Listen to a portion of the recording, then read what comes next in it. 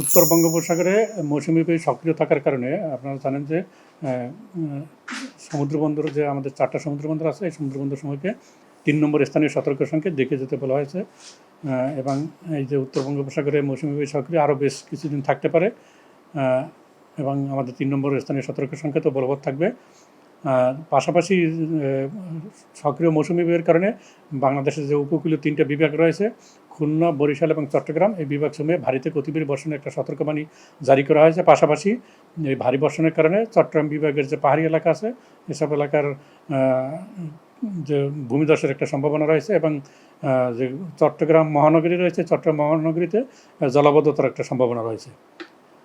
আর যে বাংলাদেশের সারা বাংলাদেশের জন্য যে 24 ঘন্টা পূর্বাভাস, সেখানে বলা হয়েছে যে খুলনা, বরিশাল, চট্টগ্রাম এবং সিলেট বিভাগের অধিকাংশ জায়গায় এবং রংপুর, রাজশাহী, ঢাকা ও ময়মনসিংহ বিভাগের অনেক জায়গায় হালকা থেকে মাঝারি ধরনের বৃষ্টি এবং সেই সাথে কোথাও কোথাও মাঝারি ধরনের ভারী থেকে অতি ভারী বর্ষণের সম্ভাবনা রয়েছে। এটা যেহেতু বর্ষাকাল, এখন বৃষ্টিপাত প্রতিদিনই চলবে, অর্থাৎ একেবারে বৃষ্টিহীন থাকবে এরকম অবস্থা সামনে দিনগুলোতে আমরা দেখছি না।